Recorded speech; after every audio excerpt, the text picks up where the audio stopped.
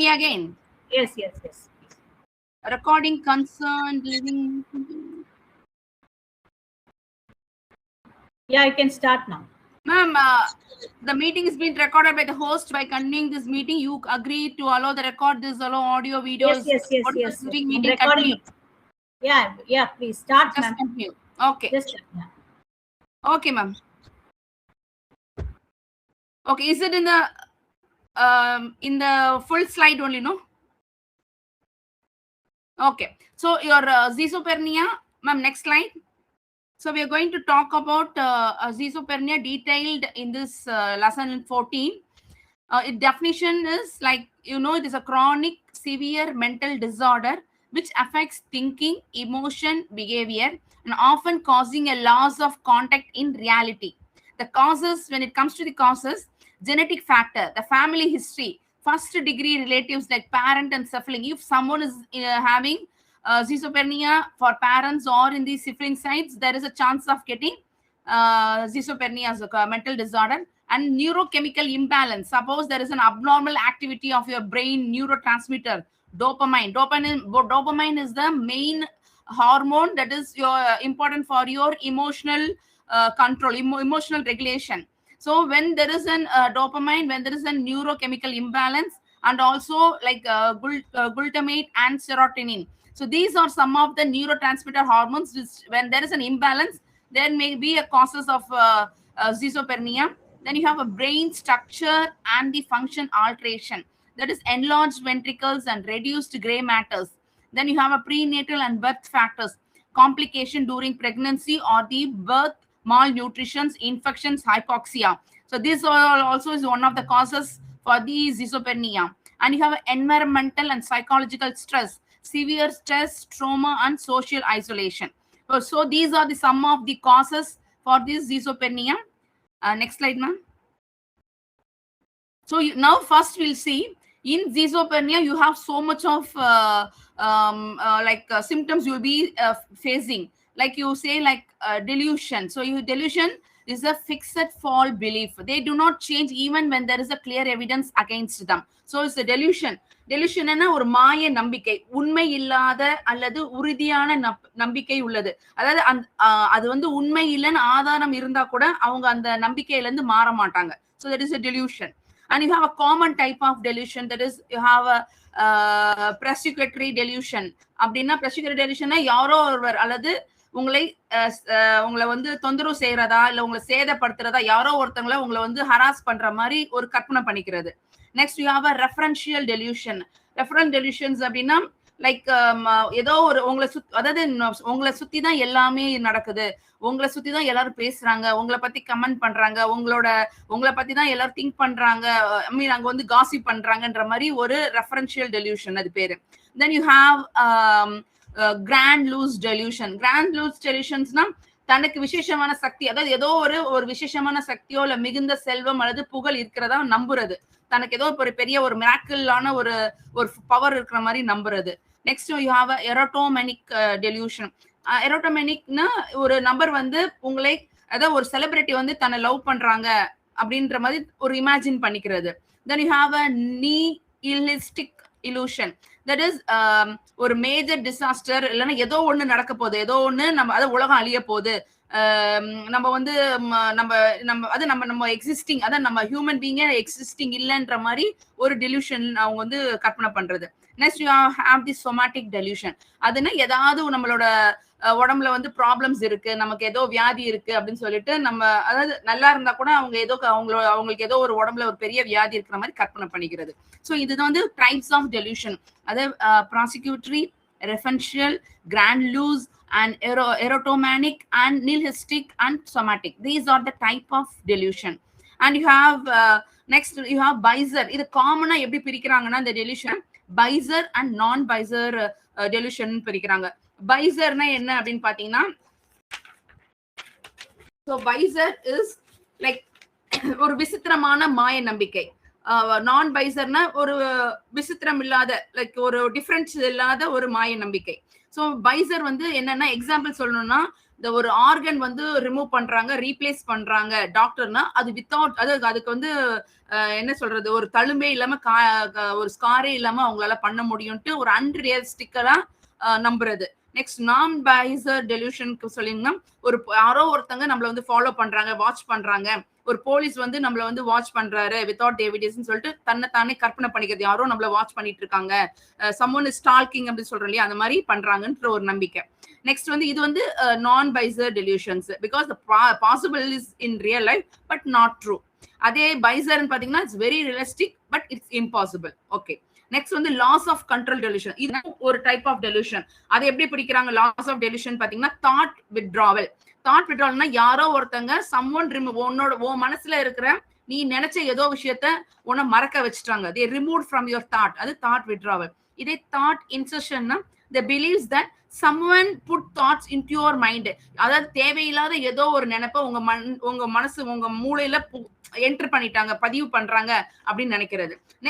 Next வந்து delusion of control, believe that an external force controls your action and body. உன்னோட உடம்புல இருக்கிற மூவ்மெண்ட்டையும் உன்னோட பாடி ஆக்ஷனையும் ஏதோ ஒரு வெளியே ஃபோர்ஸ் வந்து கண்ட்ரோல் பண்ணுதுன்னு நினைக்கிறது. ஸோ இது வந்து கண்ட்ரோல் ஆஃப் டெலியூஷனுக்கு அடியில வர types: thought withdrawal, thought insertion and loss of control. Next hallucination. இப்போ டெலியூஷன் முடிச்சிட்டோம். Yes ma'am. இப்போ ஹாலுசினேஷன். ஸோ டெலியூஷன்ல types, what is delusion, what are the types of delusion பார்த்த மாதிரி, இப்போ அடுத்து அந்த ஜீசோபெர்னியால அடுத்து அவங்க ஃபேஸ் பண்றது என்ன சிம்டம்ஸ் பாத்தீங்கன்னா hallucination. So what is hallucination? இப்போ ஹாலுசினேஷன் அப்படின்னா நம்ம என்ன செய்வோம்னா, லைக் யூ ஹாவ், அதாவது ஒரு விஷயம் வந்து மிகவும் என்ன சொல்றோம், perception like experience that occurs without any external stimulus. The person experience them as a real or vivid, similar to normal perceptions, and they are not under a voluntary control. ஆக்சுவலா கீழே அந்த லாஸ்ட்ல பாத்தீங்கன்னா இதுதான் பர்ஃபெக்ட் டெஃபினேஷன். அதாவது hallucination is the perception like experiencing occurring without an external stimulus, experienced as real and vivid and not under voluntary control. So இதுக்கும் நிறைய features இருக்கு, நிறைய டைப்ஸ் ஆஃப் ஹாலுசினேஷன் இருக்கு.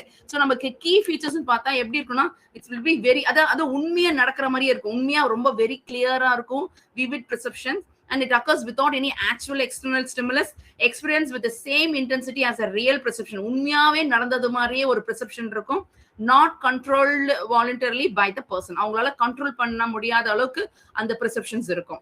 ஸோ டைப்ஸ் ஆஃப் ஹாலுசினேஷன் பாத்தீங்கன்னா, you have auditory hallucination. இது ஆக்சுவலா நிறைய இடத்துல இருக்கும், இந்த நம்ம கேள்விப்பட்டிருக்கோம். அதாவது யாரோ நம்ம காதுல வந்து ஏதோ ஒரு விஷயத்த சொல்லிட்டே இருக்கிற மாதிரி, ஒரு யாருமே பேசவே மாட்டாங்க, ஆனா யாரோ நம்ம காதுல ஒரு பேசிட்டு இருக்கிற ஒரு ஃபீலிங், அந்த ஏதோ ஒரு வாய்ஸ் காதுல கேட்டுட்டே இருக்கிற மாதிரி. ஆக்சுவலா இது அந்த ஒரு படம், சிம்பு படம் இருக்கும், அதுல தனுஷ்ல 3 இருக்கும், 3ன்னு பாத்திருப்பீங்க இல்லையா? சோ அந்த 3ல பாத்தீங்கன்னா உங்களுக்கு தெரியும், அதுல வந்து தனுஷோட காதுல யாரோ ஒருத்தங்க பேசிட்டே இருக்க மாதிரியும், அதாவது என்னன்னா someone அவங்களை யாரோ ஹார்ம் பண்ற மாதிரியும், இல்ல அவங்க யாரையாச்சும் ஹார்ம் பண்ணணும், யாரையாச்சும் அவங்களை ஹர்ட் பண்ணணும்னு சொல்லிட்டு அது ஏதோ வாய்ஸ் அவங்க காதுல கேட்டே இருக்கும். Even Dhanush will try to kill his wife itself. அதனாலதான் then he'll attempt suicide. சரி, நம்ம உயிரோட இருந்தோம்னா நம்ம கண்டிப்பா யாரையாச்சும் காயப்படுத்திடுவோம்னு சொல்லிட்டு he killed off himself. Suicidal. இதுவும் one of your symptoms will comes under the schizophrenia. அந்த காதுல கேட்கிற நாய்ஸை கண்ட்ரோல் பண்ண முடியாம they'll try to suicide by themselves. ஓகேவா? So அதுதான் auditory hallucination. Next, you have a visual hallucination, seeing object, people, light that are not present. Next, you have a olfactory hallucination, seeing smell that are not actually that. அங்க ஒரு ஒண்ணுமே இல்லைன்னா கூட ஏதோ ஒரு smell feel பண்றது.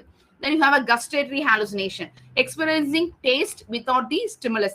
வாய்க்குள்ள சாப்பாடே எதுவுமே இல்லைன்னா கூட ஏதோ ஒரு டேஸ்ட்டை ஃபீல் பண்றது. Then you have a tactile hallucination, feeling touch and movement on the body. யாரோ உங்களை தொடர மாதிரி ஃபீல் பண்றது. So tactile hallucination. So these are the type of hallucination. Next you have a special point, that is auditory hallucination. ஸ்பெஷல்ல பாத்தீங்கன்னா அதிகமா ஜீசோபெர்னியால காமனா இருக்கிற விஷயம் என்னன்னு பாத்தீங்கன்னா, இந்த ஆடிட்டோரியம் ஹாலுசினேஷன் தான். Usually heard as a voice that seems different from person's own thought. Hallucination occurs while falling asleep and waking up are considered normal experience. அதாவது என்னன்னா, இந்த ஹாலுசினேஷன்ல பாத்தீங்கன்னா நம்ம தூங்கும் போது, when falling sleep ஆகும் போது, இல்ல திடீர்னு நம்ம எந்திரிக்கும் போது நடக்கிறது பார்த்தா ஏதோ நார்மல் எக்ஸ்பீரியன்ஸ் மாதிரியே இருக்கும். ஸோ அந்த ஃபாலிங் ஸ்லீப்புக்கு வந்து you called as hypnagogic. Okay, hypnagogic. And waking அப்புக்குன்னு பாத்தீங்கன்னா hypnopompic. or the considering as a normal experience. In some cultures, hallucinations may occur as a part of religious or the spiritual experience feel பண்ணுவாங்க. So நம்ம வந்து இப்போ hallucination பார்த்துட்டோம். ஹாலுசினேஷன்னா அதாவது உங்களுக்கு எப்படி நம்ம சொல்றது, ஹாலுசினேஷன் மீன்ஸ் லைக் வெளிப்புற தூண்டுதல் இல்லாமல் தோன்றும் உணர்வு போன்ற அனுபவங்கள் ஆகும். அது அனுபவிக்கும் நபருக்கு அது உண்மையானது ஆகவும் மிகவும் தெளிவானதும் போல உணரப்படும். மேலும் அது அவர்கள் விரும்ப கட்டுப்பாட்டில் இருக்காது. அவங்களோட கட்டுப்பாட்டில இல்லாம they will be feeling that perceptions, they'll feel it. So this is called hallucination. Next ma'am. Okay, next, this is another symptoms that we see in the schizophrenia, that is disorganized thinking.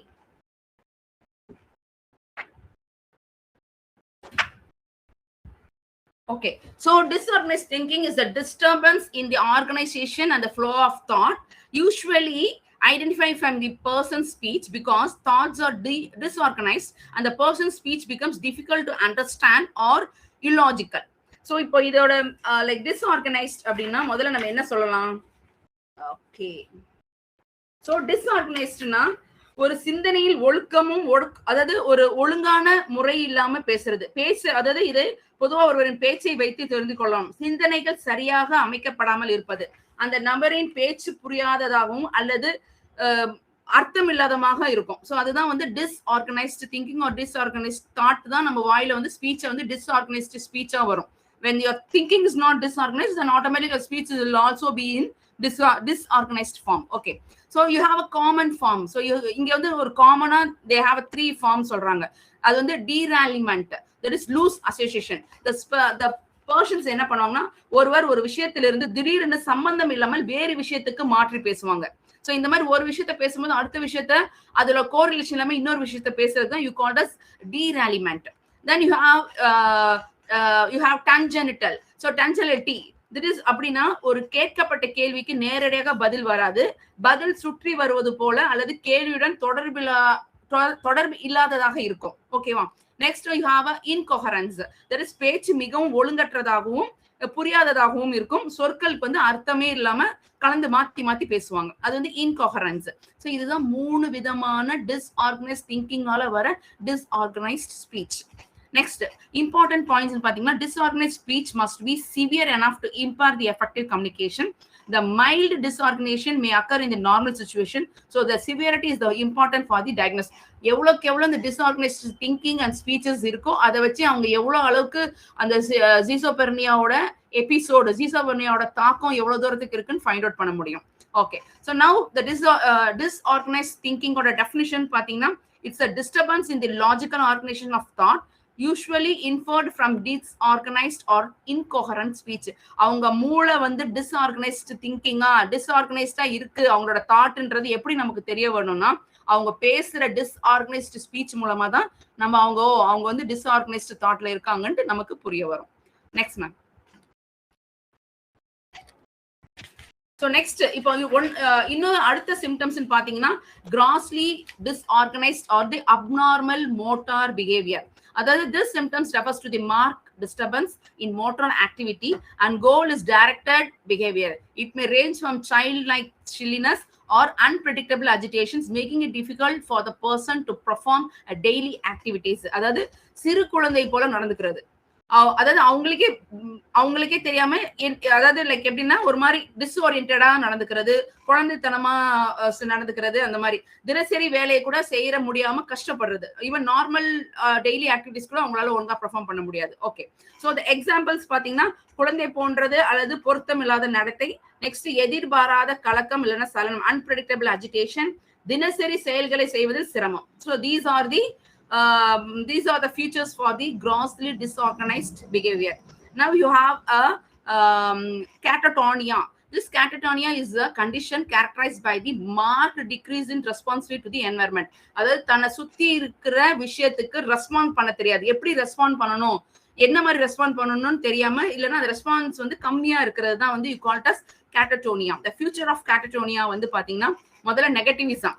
So negativism அப்படின்னா செல்லும் கட்டளை ஏற்காமல் எதிர்ப்பு காட்டாது, சொல்ற விஷயத்துக்கு எல்லாம் என்னென்ன இன்ஸ்ட்ரக்ஷன் சொன்னாலும் அதுக்கு ஆப்போசிட்டா செய்யறது. ஸோ நெகட்டிவ் ரெசிஸ்ட் பண்றது, சொல்ற இன்ஸ்ட்ரக்ஷனுக்கு ரெசிஸ்ட் பண்றது. Next, you have rigid or the visor posture, maintaining unusual body position. So இது next வந்து you have a mutism already தெரியும் இல்லையா, என்னது சுத்தமா பேசுறத ஸ்டாப் பண்ணிடுவாங்க. There is a lack of verbal response. Next you have a stupor is the no motor activity or response, body action இல்லாம அப்படியே சில மாதிரி நிக்கிறது, அப்படியே ஸ்டெபிளைஸ்டா நிக்கிறது. Next you have a catatonic excitement, excessive purposeless motor activity, தேவையில்லாம unnecessary movement உடம்புல கொடுக்கிறது, I mean பாடியில ரியாக்ட் பண்றது. Then you have stereotype movement, repetitive movement.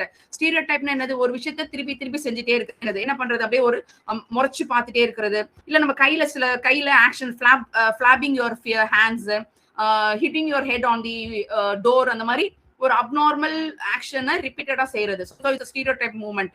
Then you have echolalia. Echolalia நம்ம ஏற்கனவே படிச்சது தான். என்ன, repeating the others word. What is your name ன்னு கேட்டா அவங்களும் ரிப்பீட் பண்ணி what is your name na, instead of saying the name, they will also repeat the same question what you're asking. So what is the name na, what is your name அப்படினு கேக்குறது. So that is echolalia.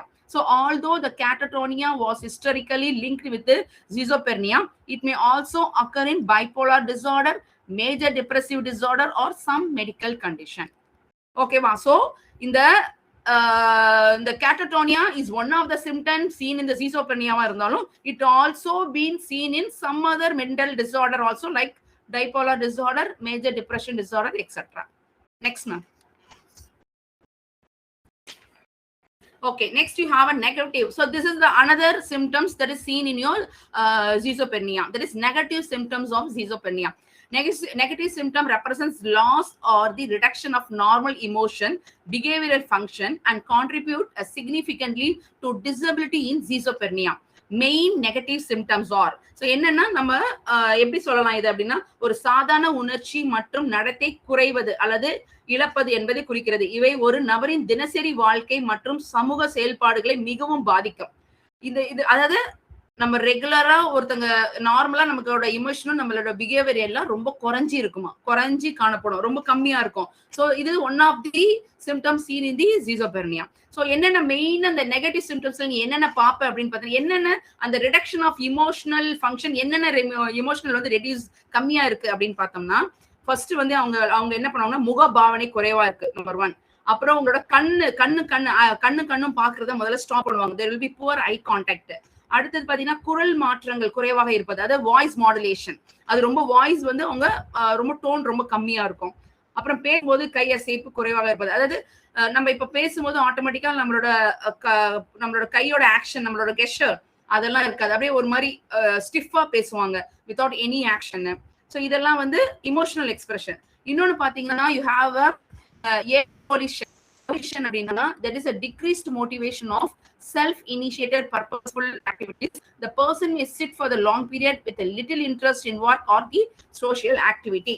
அதாவது வேலை அல்லது சமூக செயல்பாடுகளில் ஆர்வமின்றி நீண்ட நேரம் அமைதியாக இருப்பது, எதுலையுமே இன்ட்ரெஸ்ட் இல்லாம இருக்கிறது, அது avolition. Next you have alogia. So alogia you have reduced speech output or the poverty of speech, அதாவது மிகவும் குறுகிய பதில் மட்டுமே பேசுவாங்க, ரொம்ப கம்மியா பேசுறது. Okay, next you have anhedonia. So anhedonia na like reduced ability to express your மகிழ்ச்சி தரும் விஷயத்த கூட அவங்க சந்தோஷம், அதாவது மகிழ்ச்சியா இருக்கிற ஒரு விஷயம் சொன்னா கூட அது வந்து அதோட பிளஷரை வந்து அவங்களால எக்ஸ்பீரியன்ஸ் பண்ண தெரியாது. Next you have asociality.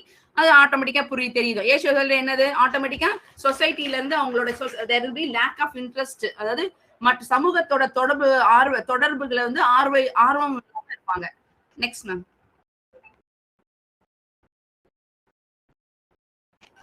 Okay, next இப்போ schizophrenia வந்து DSM-5 டயக்னாஸ்டிக் கேட்டகரியில இது எப்படி வந்து நம்மளோட சிம்டம்ஸ் தான் கேட்டகரைஸ் பண்றாங்க.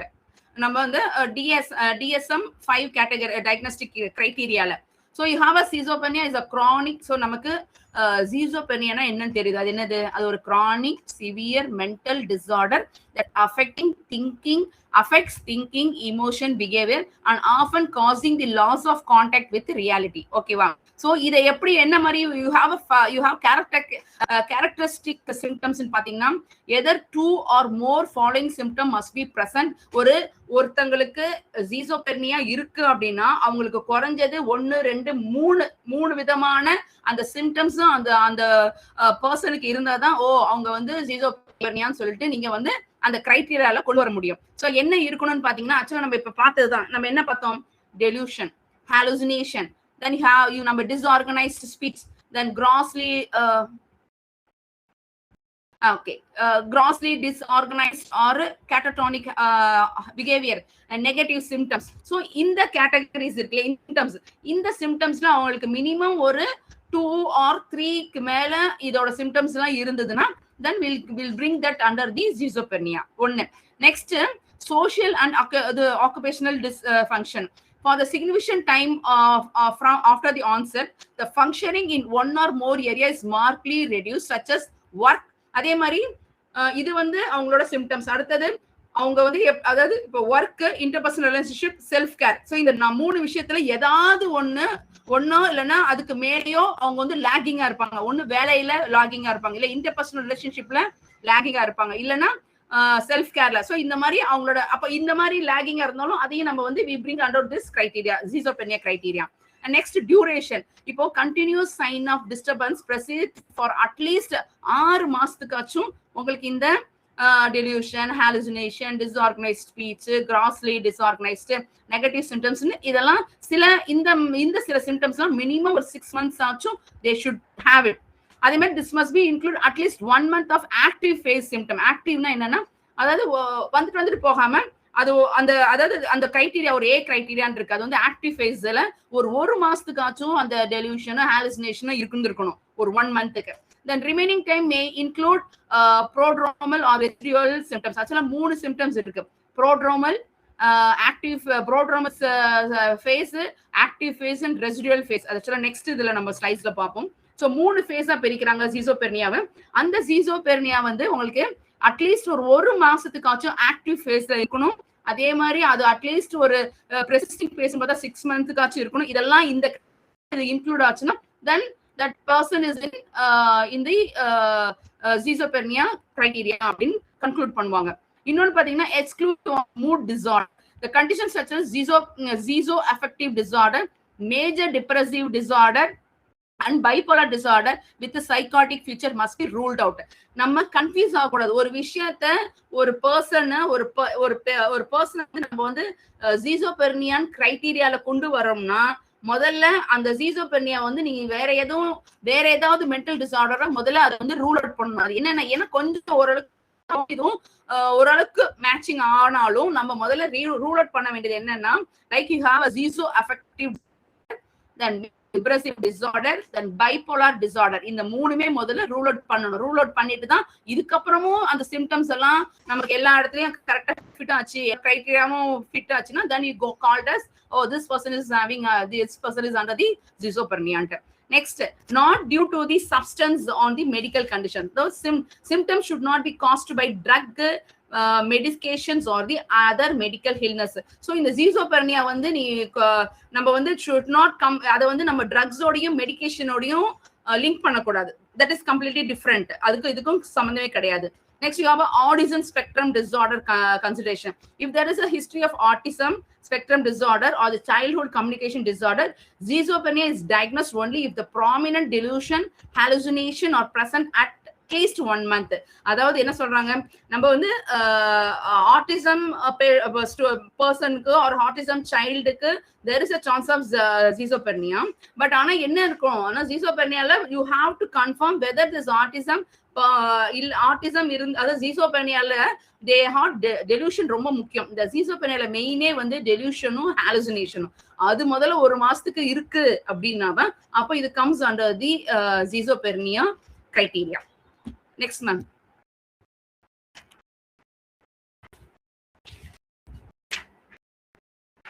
Okay, now this post specifiers describes the process and stages of disorder.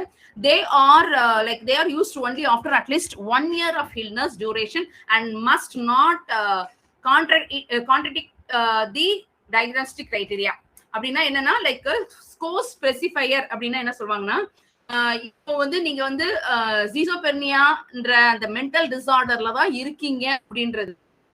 அவங்க வந்து this specifier will help you to find out, yes, they are in the this mental disorder அப்படின்னு சொல்லிட்டு அவங்க அந்த வந்து ஃபைண்ட் அவுட் பண்ணணும். So அதுக்கு குறைஞ்சது ஒரு 1 year of illness duration ஆச்சு தேவைப்படுமா, அவங்க இருந்திருக்கணும். அந்த இருக்கும் போது அவங்களுக்கு இந்த டெலியூஷன், ஹாலுசினேஷன், டிஸ்ஆர்கனைஸ்டு திங்கிங் எல்லாம் இருந்திருந்தா, so according to the delusion, hallucination, disorganise அதுக்கேற்ற மாதிரி தே ஆர் டிஃபரன்ஷியேட்டிங் ஸ்பெசிஃபையர். அதாவது ஃபர்ஸ்ட் என்ன சொல்றாங்கன்னா, first episode currently in acute episode அப்படின்னா ஃபர்ஸ்ட் டைம் இப்போ உங்களுக்கு ஒரு டிசார்டர் அப்பியர் ஆகுது. அப்போ அந்த பர்சன்ஸ் வந்து என்ன பண்ணுவாங்கன்னா, தே ஃபுல் டயக்னோஸ்டிக் சிஸ்டம் முதல் அப்பியர் ஆகும் போது அவங்களுக்கு எல்லாம் இந்த டெலியூஷன், ஹாலுசினேஷன், அப்புறம் நெகட்டிவ் சிம்டம், திங்கிங், இதெல்லாம் வந்து உங்களுக்கு தெரியும். இதெல்லாம் வந்து ஃபுல் டயக்னோஸ் தெரியும். ஃபர்ஸ்ட் எபிசோட் கரண்ட்லி இன் பார்ஷியல் ரிமிஷன். அதே கொஞ்ச நாள்ல பாத்தீங்கன்னா ஆஃப்டர் தி ஃபர்ஸ்ட் எபிசோட் வந்துருச்சு, ஒன்ஸ் அந்த ஃபர்ஸ்ட் எபிசோட் வந்துச்சு ஃபுல்லா டயக்னோஸ்ட் ஆனானே சில டைம்ஸ் பாத்தீங்கன்னா there is a partial relapse ஆகுமா. என்ன ஆகுனா அது ஃபுல்லா டெலியூஷன், ஹாலுசினேஷன் எல்லாம் இருக்கிற, but it partially relapse back. அந்த சிம்டம்ஸ் வந்து ஏதோ இம்ப்ரூவ் ஆன மாதிரி தெரியுமா, பட் நாட் கம்ப்ளீட்லி. ஸோ அந்த மாதிரி வந்துட்டு ஏற்கனவே வந்துட்டு அதுக்கப்புறம் போனதை வந்து they called as first episode currently in partial remission அப்படின்னு சொல்லுவாங்க. இதே நெக்ஸ்ட் வந்து first episode currently in full remissionனா ஏற்கனவே ஒரு தடவை வந்துருச்சு, ஆக்டிவா இருந்திருக்கு அந்த சிம்டம்ஸ் எல்லாம், பட் பாத்தீங்கன்னா திருப்பியும் அது ஆனா ரிலாக்ஸ் ஆயிடுச்சு. பட் ரிலாக்ஸ் ஆயிட்டு என்ன ஆகுனா கம்ப்ளீட்டா அந்த டிசார்டர் இருந்ததுக்கான அந்த சிம்டம்ஸையும் இல்லாம ரிலாப்ஸ் ஆயிருக்கும். ஸோ அதுதான் வந்து first episode currently in full remission சொல்றது. அடுத்தது பாத்தீங்கன்னா multi episode currently in acute episode அப்படின்னா, அக்யூட்னா என்ன, ரொம்ப சிவியரா இருக்கிறது, உடனே கிரானிக்னா லாங் பீரியட் ஆஃப் டைம் இல்லையா. ஸோ இப்போ வந்து அக்யூட் மல்டி எபிசோட்னா அப்பப்போ வந்துட்டு ஃபர்ஸ்ட் ஒரு தடவை வருது, ஒரு தடவை வந்துட்டு ஒரு நாள் ஃபுல்லா இருக்கு, அக்யூட்டா இருக்கு. அதுதான் first episode currently in acute எபிசோட்னா வருது, ஒரு நாள் ஃபுல்லா அந்த அவங்களோட சிம்டம்ஸோட இருந்துட்டு அதுக்கப்புறம் பாத்தீங்கன்னா செகண்ட் ஸ்டேஜுக்கு போயிருது, அதாவது கரண்ட்லி இன் பார்ஷியல் ரெமிஷன் ரிலாக்ஸ் ஆயிருக்குது. பட் இந்த மல்டி எபிசோட் எப்படின்னா ஒரே நாள்ல 5 நிமிஷம் 10 நிமிஷம் வந்துட்டு போறது. ஸோ அந்த மாதிரி வந்துட்டு ரிலாக்ஸ் ஆகுறது. ஸோ இதுதான் வந்து you have acute episode, multi episode currently in acute எபிசோட்னு சொல்லுவாங்க. தட் இஸ் அது வந்து ஒரு தடவை வரலாம், ஒரு நாளைக்கு ஒரு தடவை கூட வரலாம், இல்லைன்னா ஒரு நாளைக்கு ஒரு தடவைக்கு மேல கூட, that is 2 or more episodes வரலாம். Next you have a multi episode currently in partial remission. Remissionsனா சேம் திங், அடிக்கடி வரும், வந்துட்டு திருப்பி அது ரிலாப்ஸ் ஆகும். ரிலாப்ஸ் ஆகும்போது பாத்தீங்கன்னா symptoms will be improved but still partially present. அதான் partial remission. அதே தான் கீழே செகண்ட் வந்து multiple episode currently in full ரெமிஷன்னா ஒரு நாளைக்கு ஃபுல்லா விட்டு வரும், மல்டிபிள் டைம்ஸ் வரும், ஆனா வந்துட்டு திருப்பி ரிலாக்ஸ் ஆகும். ரிலாக்ஸ் ஆகும் பாத்தீங்கன்னா எந்த சிம்டமும் இல்லாம கம்ப்ளீட் கரண்ட்லி பிரசன்டா ஒரு சிம்டமும் இருக்காது. So இது ஒண்ணு. நெக்ஸ்ட் பாத்தீங்கன்னா continuous symptom process for most of the illness periods will be mild symptoms or very brief compared to the total duration. இன்னொன்னு கண்டினியூஸ் ஒண்ணுமே இல்ல, ஒன்ஸ் எபிசோட் வந்து அப்படியே அது பாட்டு கண்டினியூஸா கிரானிக்கா எபிசோடா அது வந்து for long period of time அது அந்த சிம்டம்ஸ் வந்து இருக்குது. So these are the types of symptoms, the types of episode like. So இது வந்து ஆக்சுவலா புக்ல பாத்தீங்கன்னா கன்ஃபியூசிங்கா இருக்கு, அது எனக்கு புரிஞ்ச அளவுக்கு நான் ஷார்ட் பண்ணிட்டேங்க. So this is the type of co-specifier. First episode acute, first episode partial remission, first episode full remission, multi-episode acute episode, and your multi-episode is partial remission, and multi-episode full remission, and last is continuous, being chronic longer period of time and the symptoms follow up. That's it. Yes, ma'am. Okay, next specify. இப்போ வந்து நம்ம already பார்த்தோம் இல்லையா, so நம்ம இன்னொன்று என்ன இருக்குன்னா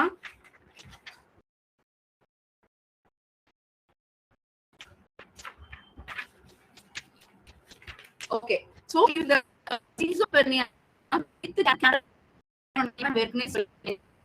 அந்த என்வாயரன்மெண்ட் சுத்தி இருக்கிறவங்களுக்கு எக்ஸ்பிரஷன் பண்ண அதாவது இமோஷனலா அவங்களுக்கு எப்படி இமோஷனலா ஃபீல் பண்ணணும் அப்படிங்கிற ரெஸ்பான்ஸ்.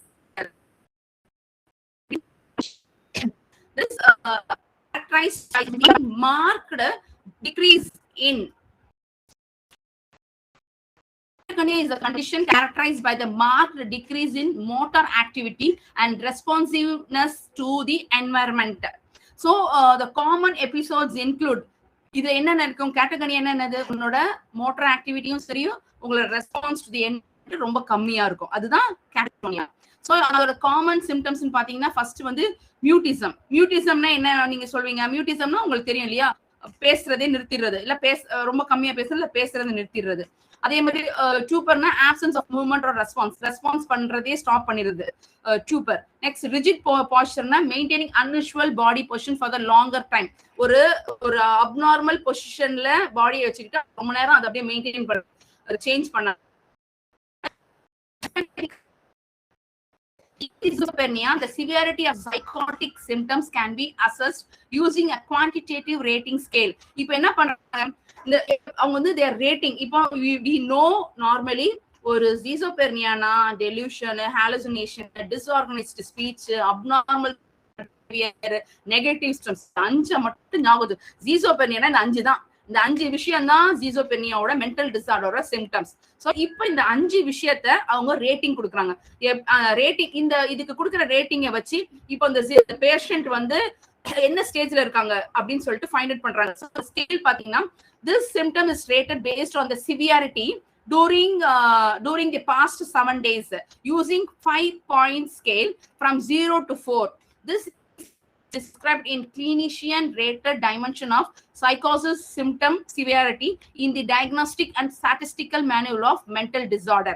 So எப்போ இந்த diagnostic and statistical manual of mental disorder எப்படி ரேட்டிங் பண்றாங்க பாத்தீங்கன்னா, அது 0 to 5-point scale 0 not present, so இல்ல எதுமே இல்ல. இதே 1 இருந்துச்சுன்னா ஒரு விஷயம் ஒரு பாயிண்ட் வந்திருந்தாலும் then it is a minimal. 2 points இருந்தா mild, 3 points இருந்தா then it is moderate, 4 இருந்துச்சுன்னா severe. So இந்த மாதிரி இந்த சிம்டம்ஸ் வச்சு அதுக்கு ஒரு ரேட்டிங் ஸ்கேல் கொடுத்து they are coming to the conclusion which stage the persons are சொல்லிட்டு find out. Next ma'am.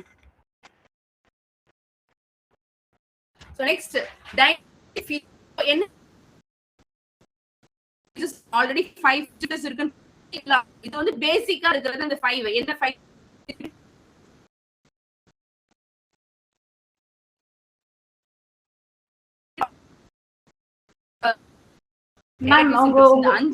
நம்ம ஆல்ரெடி தெரியும், இது 5 இருந்துச்சுன்னா அது schizophrenia-ன்னு தெரியும் இல்லையா. இது இல்லாம இன்னும் என்னென்னலாம் இருக்கு, டயக்னாஸ்டிக் ஃபீச்சர்ஸ் என்னென்ன அப்படின்னு பாக்குறாங்க. ஒன்னொன்னு வந்து functional impairment. So functional impairment-na, see there is a marked impairment in one or more major area of functioning such as, இது நம்ம ஏற்கனவே பார்த்தோம் என்னது, ஒர்க்கிங் பிளேஸ்ல வேலை செய்யாம இருக்கிறது, அப்படியே என்ன பண்றதுன்னு தெரியாம அப்படியே உட்கார்ந்துருக்கு, சிட்டிங் ஸ்டில். அப்புறம் சோஷியல் ரிலேஷன்ஷிப் இல்லாம இருக்குது, self care. If this disorder begins in childhood, adolescent, the person falls to achieve an expected level of functioning. Automatically அவங்களோட அச்சீவ்மெண்ட் என்ன ஆகும், there will be fall in their achieving. Next, duration of disturbance. இப்போ எந்த அளவுக்கு உங்களோட duration, நான் already சொன்னேன் இல்லையா, நமக்கு schizophrenia 3 ஃபேஸ் இருக்குன்னு. என்னென்ன phase? Prodromal, active and residual phase, 3 phase இருக்கு. சோ இந்த இது வந்து டியூரேஷன் படி அவங்க டிவைட் பண்ணி வச்சிருக்காங்க. சோ இது ப்ரோட்ரோமல் ஃபேஸ்னு பாத்தீங்கன்னா it's early mild symptoms which is comes like more than persist at least 6 months. ஒரு ஹில்னஸ் வந்து அட்லீஸ்ட் ஒரு 6 மாசம் இருந்தாதான் அது கம்ப்ளீட் கன்க்ளூஷன் வர முடியும். சோ ஒரு மைல்டு சிம்டம்ஸ், அதுவும் ஆக்டிவ் ஃபேஸ்ல இருந்தா அது ப்ரோட்ரோமல் ஃபேஸ். இதே ஆக்டிவ் ஃபேஸ்னா ஃபுல் சிம்டம் எல்லாமே இருக்கிறது, அதாவது டெலியூஷன், ஹாலுசினேஷன், 5 விதமான சிம்டமும் ஒருத்தங்களுக்கு இருந்துச்சுன்னா அது வந்து ஆக்டிவ் ஃபேஸ். அதே இன்னொன்னு பாத்தீங்கன்னா ரெசிடியூவல் ஃபேஸ். ரெசிடியூவல் ஃபேஸ்ல பாத்தீங்கன்னா reduced are the mild symptoms after the active phase. கொஞ்சம் கம்மியா இருக்கு, சிம்டம்ஸ் கம்மியா இருந்தது, அது வந்து ரெசிடியூவல் ஃபேஸ். சோ 3 விதமான phase according to the duration, எவ்வளவு லாங் அந்த சிம்டம்ஸ் அந்த இருக்குறத வச்சு they are dividing it. Next you have a prodromal and residual symptom. During this phase the symptoms may appear in mild or subthreshold forms such as எப்படி சொல்லலாம்னா idea reference of magical thinking, unusual perceptual experience, vague or unclear speech, mildly unusual behavior. அதாவது இந்த prodromal phaseல பாத்தீங்கன்னா ரொம்ப பெரிய changes தெரியாது, ஒரு மாதிரி மைல்டா ப்ரிசெப்ஷன்லயும் சரி, அவங்க வே ஆஃப் ஸ்பீச், அவங்க வே ஆஃப் பிஹேவியர்லயும் ஒரு மைல்டு சேஞ்சஸ் தெரியும். அந்த மாதிரி மைல்டு சேஞ்சஸ் தெரியறதா அவங்க வந்து ப்ரோட்ரோமல் ரெசிடுவல் சிண்ட்ரோம்ஸ் சொல்றாங்க. Next you have mood symptoms. Mood சிம்டம்ஸ்னா mood symptoms may occur but must not dominate the illness. The conditions such as major depressive disorder. அதாவது இதுல மூட் சிம்டம்ஸ் இருக்கு எதுல ஸ்கிசோஃப்ரெனியால, but it should not dominate. அதுதான் ஜாஸ்தியா இருக்கக்கூடாது. மூட் சிம்டம்ஸ் ஆக்சுவலி செகண்ட் தான். நமக்கு ஃபர்ஸ்ட் எல்லாமே டெலூஷன் ஹாலுசினேஷன் தான். மூடெல்லாம் வந்து நெக்ஸ்ட் தான். ஆக்சுவலா மூட் சிம்டம்ஸ் அதிகமா வந்து நமக்கு தெரியக்கூடிய இடம் வந்து பைபோலார் டிசார்டர்லயும் மேஜர் டிப்ரெசிவ் டிசார்டர்லயும் தான் நம்ம வந்து அதிகமா இருக்கும். அதனாலதான் முதல்ல அதை ரூல் அவுட் பண்ணிடணும். இதெல்லாம் இந்த மேஜர் டிப்ரெஷன்லயும் பைபோலார் டிசார்டர்லயும் இருக்கிறதெல்லாம் இந்த ஸ்கிசோஃப்ரெனியா இருக்கா இல்லையான்றத முதல்ல ரூல் அவுட் பண்ணி இந்த மென்டல் டிசார்டர் முதல்ல ரூல் அவுட் பண்ணி எடுத்துட்டு தான் அப்பதான் நம்மளால ஸ்கிசோஃப்ரெனியாக்கு ஏத்த மாதிரி we can இன்டர்வென்ஷன் பண்ண முடியும், ட்ரீட்மெண்ட் பண்ண முடியும். Next other important assessment. இப்ப வேற எப்படி அசஸ் பண்ணலாம் அப்படின்னா, clinician also evaluate cognitive impairment. So என்னென்ன விதமா அசஸ் பண்ணலாம்? இப்போ நம்ம இவ்வளவு நேரம் வந்து diagnostic feature is one of the way of assessing ஸ்கிசோஃப்ரெனியா. ஒரு ஆளுக்கு ஸ்கிசோஃப்ரெனியா இருக்குன்னு எப்படி அசஸ் பண்ணுவேன்? கேரக்டரிஸ்டிக் சிம்டம்ஸ் இருக்கான்னு பாப்பேன், ஃபங்க்ஷனல் இம்பேர்மெண்ட் பாப்பேன், டியூரேஷன் வச்சு பாப்பீங்க, அப்புறம் ப்ரோட்ரோமல் ரெசிடுவல் சிம்டம்ஸ் வச்சு பாப்பீங்க, அப்புறம் மூட் சிம்டம்ஸ்ல மத்த இதெல்லாம் மென்டல் டிசார்டர்லாம் பிரிச்சு ரூல் அவுட் பண்ணி பாப்பீங்க. இது இல்லாம இன்னும் வேற என்ன அசஸ்மெண்ட் பண்ணலாம்னா காக்னிட்டிவ் இம்பேர்மெண்ட், அப்புறம் டிப்ரெஷன், மேனியா இதெல்லாம் இருக்கா இல்லையா, இது இருந்துச்சுன்னா இதெல்லாம் ரூல் அவுட் பண்ணிட்டு அதை நம்ம ஸ்கிசோஃப்ரெனியாவை ஹைலைட் பண்ணணும். So this helps differentiate schizophrenia from other schizophrenic spectrum and psychotic disorder. மத்த சைக்காட்டிக் டிசார்டரோட முதல்ல ரூல் அவுட் பண்ணிட்டு இதை மட்டும் நம்ம ஐசோலேட் பண்ணி பார்க்கணும். மெயினா ஐசோலேட் பண்ணி பார்க்கணும்னா அப்ப அதுக்குள்ள என்னென்ன மெயினா இருக்கணும், அந்த 5 மெயின் விஷயம் மறக்கவே கூடாது. delusion, hallucination, disorganized speech, grossly disorganized catatonic behavior, negative symptoms. Next ma'am. Next, development and cause of schizophrenia. ஒரு schizophrenia வரும்போது அந்த வே ஆஃப் லைக் ஸ்கிசோஃப்ரெனியா வரும்போது அவங்களோட எவ்வளவு சீக்கிரம் ஒரு ஆளுக்கு ஒருத்தங்க வருது, அது எவ்வளவு யாருக்கு அதிகமா வருது, எப்படி வருது, எவ்வளவு நாளைக்கு அதோட periods. So age of onset பாத்தீங்கன்னா psychotic symptoms usually appears between late teens and mid 30s. Before adolescent is rare. The peak age of first episode male பாத்தீங்கன்னா early mid 20s, females பாத்தீங்கன்னா late 20s. Okay, so pattern of onset பாத்தீங்கன்னா it's ரொம்ப கிராஜுவலா தான் increase ஆகும். Most cases show slow development of symptoms. About 50% of patients experience depressive symptoms initially. நம்ம ஆரம்பத்துல ஸ்கிசோஃப்ரெனியா எப்படி start ஆகும்னு பாத்தீங்கன்னா ஒரு டிப்ரெஷன் சிம்டம்ஸ்ல ஸ்டார்ட் ஆகுமா, அது 50% ஆஃப் பர்சன்ஸ்க்கு அப்படிதான் ஸ்டார்ட் ஆகுது. நெக்ஸ்ட் அதோட ப்ரோக்னாஸ்டிக் ஃபேக்டர்னு பாத்தீங்கன்னா early onset it slowly associated with a poor prognosis, poor like என்ன சொல்லலாம், ரொம்ப புவர் ஃபேக்டர்ஸ் இருக்கும். அதாவது நமக்கு வந்து லோ எஜுகேஷன் இருக்கும், அப்புறம் மோர் நெகட்டிவ் சிம்டம்ஸ் இருக்கும், காக்னிட்டிவ் வந்து இம்பேர்மெண்ட் இருக்கும், ஓவரால் வந்து ரொம்ப வேர்ஸ் அவுட்கம் வந்து ரொம்ப வேர்ஸா இருக்கும். ஓகேவா, பேட்டர்ன் ஆஃப் ஆன்செட்ல. நெக்ஸ்ட் காக்னிட்டிவ் இம்பேர்மெண்ட் பாத்தீங்கன்னா cognitive deficiency are common and may appear before the சைக்கோசிஸ் develops. This impairment often persists even when other symptoms improve. They contribute significantly to the functional disability. மத்த எல்லா விஷயத்தையும் நம்ம correct பண்ணாலும் நம்ம ஆனா ஒரே ஒரு விஷயம் என்னன்னா, இந்த காக்னிட்டிவ் இம்பேர்மெண்ட் ஆனது அவ்வளவு சீக்கிரம் நம்மளால ரெக்டிஃபை பண்ண முடியாது. It takes times. மத்த எல்லா சிம்டம்ஸையும் நம்ம வந்து ட்ரீட்மெண்ட்ல கியூர் ஆரம்பிச்சா கூட இந்த காக்னிட்டிவ் இம்பேர்மெண்ட் அவ்வளவு ஈஸியா நம்மளால ரெக்டிஃபை பண்ண முடியாது. Next course of disorder. இப்போ இதோட கோர்ஸ் பாத்தீங்கன்னா about 20% shows the cause of disorders பார்த்துட்டோம். Symptom changes over time. Psychotic symptoms decrease with age. Negative symptoms more persistent and concentrated to the progress. Cognitive defect usually do not improve. So அதே தான் சொன்னேன், once the cognitive impairment ஆயிடுச்சுன்னா அது வந்து improve பண்றது கஷ்டம். Childhood onset schizophrenia rare and difficult to diagnose. ஏன்னா குழந்தைங்கள schizophrenia அவ்வளவு ஈஸியா ஃபைண்ட் அவுட் பண்ண முடியாது. Less elaborate delusions and hallucination. Visual hallucination are more common. Childhoodல பாத்தீங்கன்னா visual hallucination ரொம்ப காமனா இருக்கும். And must differentiate from disorder like autism spectrum disorder and ADHD. So நம்ம டிஃபரன்ஷியேட் பண்ணோம். சில்ட்ரன்ஸ் கிட்ட schizophrenia இருந்துச்சுன்னா அங்க வந்து நம்ம என்னன்னா ஆட்டிசம் ஸ்பெக்ட்ரம் டிசார்டரும் ஏடிஹெச்டியும் நம்ம வந்து ரூல் அவுட் பண்ண வேண்டியது இருக்கும். So often associated with emotional and behavioural disturbance, language and intellectual problems and motor delays. இதெல்லாம் நம்ம வந்து சில்ட்ரன்ஸ்ல இருக்கிற schizophreniaல வர சிம்டம்ஸ். நம்ம இதெல்லாம் அவங்களோட சைனா நம்ம பார்க்க முடியும். நெக்ஸ்ட் லேட் ஆன்செட் schizophrenia வந்து onset after 40 years, more common in female. 40 வயசுக்கு மேல ஒரு ஜீசோபெனியா வருதுன்னா அவங்க வந்து there'll be more வந்து ஃபீமேல்ஸ் வந்து அஃபெக்ட் ஆகுறாங்க. predominantly psychotic symptoms, better preserved social functioning. It is uncertain whether the late onset schizophrenia is the same disorder or the early onset schizophrenia. கொஞ்சம் அதாவது ரொம்ப வயசாகி வரும்போது கொஞ்சம் டிஃபிகல்ட்டா அவங்களோட schizophrenia வந்து எந்த ஸ்டேஜ்ல இருக்குன்னு ஃபைண்ட் அவுட் பண்றதுக்கு.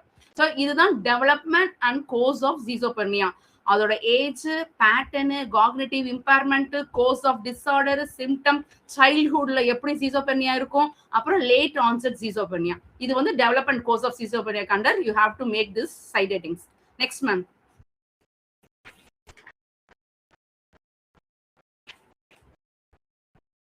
Risk and prognostic factor of schizophrenia. So risk அப்படின்னு பாத்தீங்கன்னா அதாவது schizophrenia உருவாக்கும் அபாயத்தை, நோயின் முன்னேற்றத்தையும் பல காரணங்கள் பாதிக்கலாம். அவை சுற்றுச்சூழல், மரபியல் மற்றும் உடலியல் காரணங்கள் ஆகும். அதாவது நம்ம என்வைரன்மெண்டல் ஃபேக்டர் என்னென்ன ஃபேக்டர்ஸ் வந்து இதுதான். அதாவது ரிஸ்க் அண்ட் ப்ரோக்னோஸ்டிக் ஃபேக்டர்லாம் ஒண்ணு இல்லை, நம்ம ஏற்கனவே ஃபர்ஸ்ட் ஸ்லைட்ஸ்ல பார்த்தோம். What are the causes or reason for the schizophrenia. அதுதான் இப்ப என்னென்ன ரிஸ்கா, என்னென்ன ப்ரோக்னோசிஸ், எது வந்து ட்ரிகர் பண்ணி நமக்கு schizophrenia அந்த கண்டிஷனுக்கு எப்படி கொண்டு போகுது அப்படின்னா, ஃபர்ஸ்ட் வந்து என்வைரன்மெண்ட் ஃபேக்டர்ன்றாங்க. Season of birth, high incidence in individual born in late winter and early spring. The summer birth may associated with the deficient form. Urban upcoming children that raised in urban environment have a high risk. And minority ethnic status, some minority ethnic groups shows increase in incidence. So இதெல்லாம் சில environmental, அதாவது வளர்ற இடம், வளர்ற சூழ்நிலை, so இதெல்லாம் வந்து சில காரணங்களா இருக்கும் என்வரன்மெண்டல் ஃபேக்டர்னா. இது ஜெனட்டிக் ஃபேக்டர்னு பாத்தீங்கன்னா அதுதான் ரொம்ப ஸ்ட்ராங்கான ஜெனட்டிக் கான்ட்ரிபியூஷன் தான் risk for the schizophrenia. So என்ன அப்படின்னா, however many patients have no family history of psychosis. Risk influenced by the multiple genetic variant. Each contributes small effect. This genetic risk factors are also linked with other mental disorders such as genetic factor பாத்தீங்கன்னா நிறைய mental disorder connect ஆகும். அது வந்து bipolar disorder, depression, autism spectrum disorder. ஆனா என்னன்னா ஜெனட்டிக்கா நீங்க பார்க்கணும்னு பாத்தீங்கன்னா, நம்ம ஆல்ரெடி நான் ஃபர்ஸ்ட் ஸ்லைட்ல சொல்லியிருக்கேன். அதாவது சப்போஸ் பேரண்டல் இல்லைன்னா சிப்லிங்ஸ்ல schizophrenia இருக்கு அப்படின்னா, ஃபேமிலி ஹிஸ்டரி இருக்குன்னா, there is a chances of the following சிப்லிங்க்கு schizophrenia இருக்கு சான்சஸ் ஜாஸ்தி. நெக்ஸ்ட் வந்து சைக்காலஜிக்கல் அண்ட் ப்ரீநேட்டல் ஃபேக்டர். என்ன பிசியாலஜிக்கல் அப்படின்னா, certain prenatal and perinatal complication increase the risk including prenatal and perinatal. அதாவது வயிற்றுக்குள்ள குழந்தை இருக்கும்போது, அந்த கன்சீவ் ஆயிருக்கும் போது, அப்போ அங்க நடக்கிற மால் நியூட்ரிஷன், சாப்பாடு, அதாவது மாசமா இருக்கும் போது சரியான சாப்பாடு இல்லாம மால் நியூட்ரிஷனா இருக்கிறது, அப்புறம் மெட்டர்னல் இன்ஃபெக்ஷன்ஸ், அப்புறம் மெட்டர்னல் ஸ்ட்ரெஸ், பிரெக்னன்சி டைம்ல ஒரு மெட்டர்னல் ஸ்ட்ரெஸ், அப்புறம் அட்வான்ஸ் பேரண்டல் ஏஜ், அது வயசு ரொம்ப ஏஜ் ஆகி பிரெக்னென்ட் ஆகும்போது சில வர காம்ப்ளிகேஷன்ஸ். ஸோ இந்த காம்ப்ளிகேஷன்ஸ்லாம் வந்து தென் மெட்டர்னல் டயபிட்டிஸ், அதாவது நிறைய பேருக்கு வந்து அந்த பிரெக்னன்சி டைம்ல ஒரு டயபிட்டிஸ் இன்க்ரீஸ் ஆகும், சுகர் லெவல் இன்க்ரீஸ் ஆகும். சில பேர் ஆனதுக்கு அப்புறம் சுகர் லெவல் நார்மல் ஆயிரும். பட் சம் கேசஸ் அது அப்படியே அப்படியே it will exist, it will persist in your body. அது அப்படியே உங்களுக்கு சுகர் டயபிட்டிஸ் ஆயிருவீங்க. Then you will be taking medications. So அந்த மாதிரி மெட்டர்னல் டயபிட்டிஸ், இந்த மாதிரி சில கேசஸ் வயிற்றுல குழந்தை இருக்கும் போது நடக்கிற சில ப்ரெஷர், டென்ஷன், மால் நியூட்ரிஷன் எல்லாம் கூட there is a reason for the baby will come out with schizophrenia later on. Then important note in even when each risk factor is present, most individuals do not develop schizophrenia. So இது ஆக்சுவலா பாத்தீங்கன்னா எல்லாருக்குமே, எல்லா மாசமா இருக்கும் எல்லாருக்குமே ஒரு stress இருக்கும், ஒரு இன்ஃபெக்ஷன்ஸ் வரும், நார்மலாவே அவங்களுக்கு இன்ஃபெக்ஷன்ஸ் வரும், நார்மலாவே கொஞ்சம் சரியா டூ மச் ஆஃப் வாமிட்டிங் பண்ணுவாங்க பிகினிங் ஸ்டேஜ் ஆஃப் பிரெக்னன்சில. கண்டிப்பா நியூட்ரிஷன்ஸ் எடுத்துக்க முடியாது, அப்போ உங்களுக்கு கம்மியா தான் இருக்கும், உங்களோட மால் நியூட்ரிஷனா தான் இருப்பாங்க. பட் அதுக்குன்னு எல்லாருக்குமே வந்து அந்த மாதிரி இருக்கிறவங்க எல்லாம் schizophrenia வரணும்னு சொல்ல முடியாது. some persons may be more prone to schizophrenia. That's what they are saying. This is your risk and prognostic factor of schizophrenia. Next ma'am.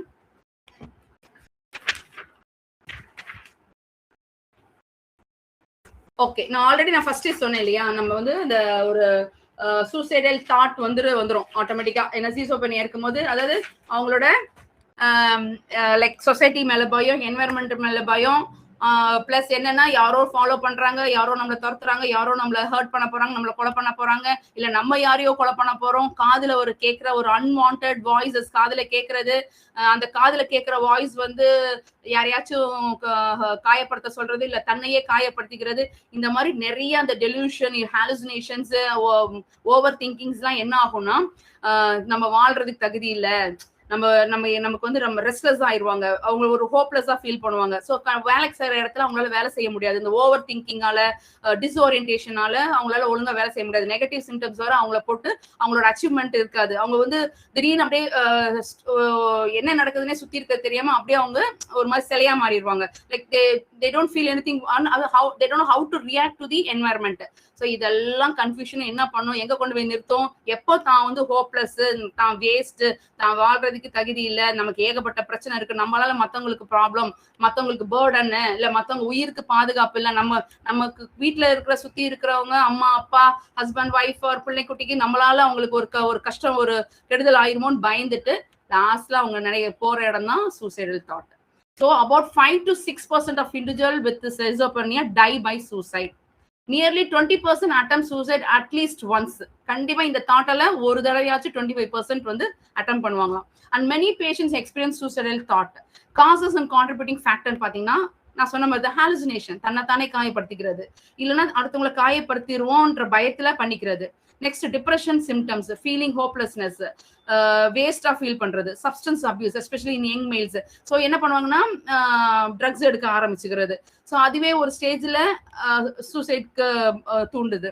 Next unemployed or social stress, high risk period, after psychotic episode, soon after the discharge வந்து hospital.